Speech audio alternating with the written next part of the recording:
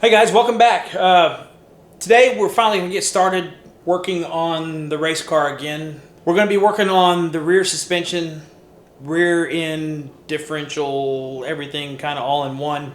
Kind of picking up where we left off on the last video. I got a box of parts sitting outside, so I'm going to grab that stuff, bring it in, get it unpacked, and show you what we're working on.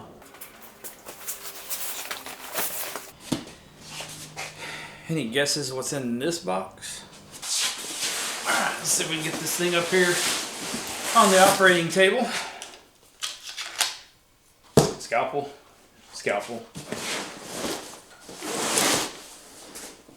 Let's see, where we're going to cut the patient at right now. Let's try this one.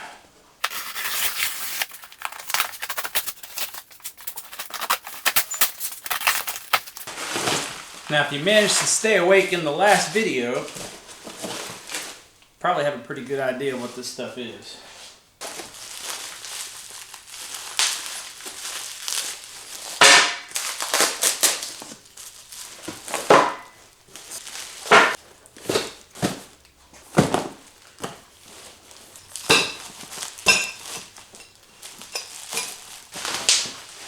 It's kind of like it's Christmas time or something. Well, I guess it is. First and foremost, the TRZ anti-roll bar. I don't know if we're going to show these or not. This may be a little bit on the G14 classified side.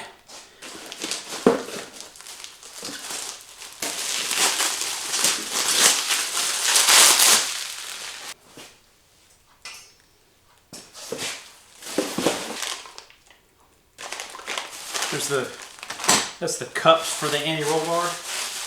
Ah, yes. The lower control arm brackets for the rear end housing. Instant center adjustment there. And the doublers for that. And the hardware. Now these little doodads, I'm not sure how good you can see that in the video. Those little doodads allow the coilovers to bolt in the stock location. And that's where this part comes in. So these little guys are the Torrington bearings that go on the coilover adjusters. Here is the money shot. Coilover shocks bolt in place where the stock shocks went, even in the floor of the car. Double adjustable. Pretty cool stuff. Guess we're going to see how the old dog works out. This was a big piece to the puzzle right here. So I'm going to assemble one of these so you can take a look at it, get an idea of what it really looks like.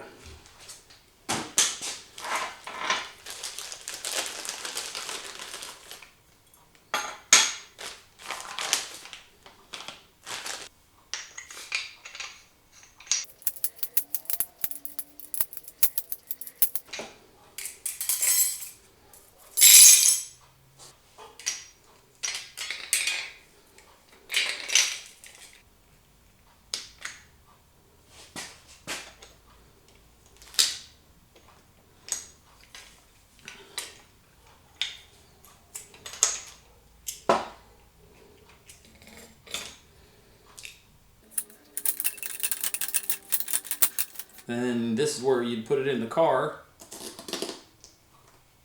Another rubber, another washer, and two nuts. For whatever reason, they don't use lock nuts up here, so I would guess you're supposed to put them in a jam nut configuration. Then that. There's a little retainer. It's probably hard to see from that far on the camera. There's a little U-shaped retainer that actually goes up here in the top of the shock that I'm assuming is there to prevent the jam nut from coming completely off the shock if it came loose, I guess. Two complete coilovers, ready to go. Alright, we got the coilovers are completely assembled now. Mainly just to get all the parts together and keep from losing everything, because that happens around here. The next step that we're going to do is we're going to take the lower control arm instant center brackets and we're going to put the doublers on them. So you can see they just weld on the sides kind of like this.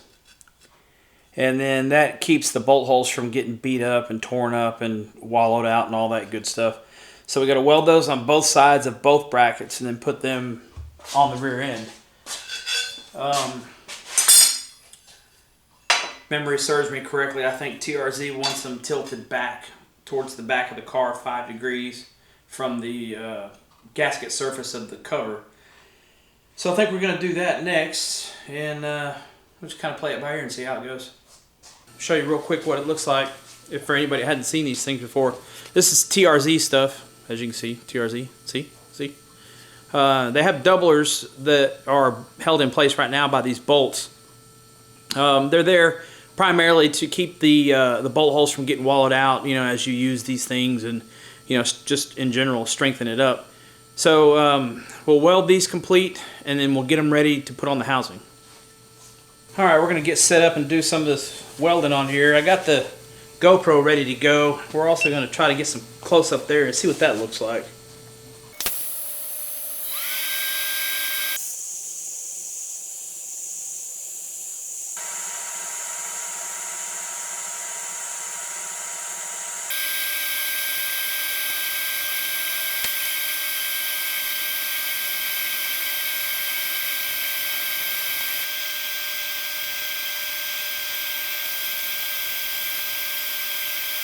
Alright, so I got all the brackets welded together, you know, the doublers welded on, and as you saw in the other video, the rear end is put together. So the only real thing left to do to this before it goes in the car is to weld the control arm brackets to the housing, get the axles put in and brakes, you know, and all that kind of stuff. I'm going to go ahead and throw on some bracing that goes on the front, and there's also a brace that's going to go in the back of this thing as well too. So we'll get that handled right now. I've already done all the measurements and everything, and the brackets are just sitting there. So we are going to tack them in place and go ahead and weld them out. Okay, so the housing is already tilted forward the 5 degrees, which means we're going to put the control arm brackets on straight up and down.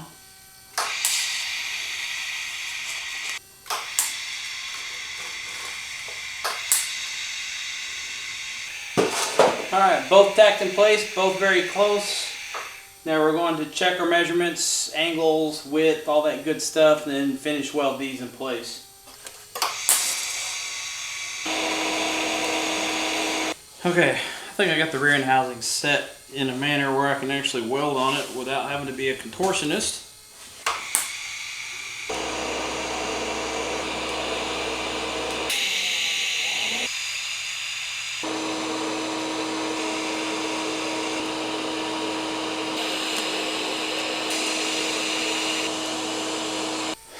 Alright, so I didn't record a lot of that, but the rear end is pretty much done now, except for putting the axles inside of it and painting it. We put some bracing across there, we put a vertical brace on each side, and we put the standard braces over on the front of the pumpkin. The vertical braces, I think, more than anything, we use those to put the axle straps on when the car's on the trailer. But yeah, outside of that, I think we're ready to put this in the car. So the only thing that's outstanding is putting the axles in it and throwing some rattle can paint on it, and that's nothing special right there. So as usual, thanks everybody for stopping by. Next video coming up should be getting the rear end in the car and hopefully getting the car sat down on the ground and start planning some other stuff out. So thanks everybody for stopping by. I appreciate it as usual, and be sure to like, comment, share, and subscribe if you haven't already. Thanks, guys.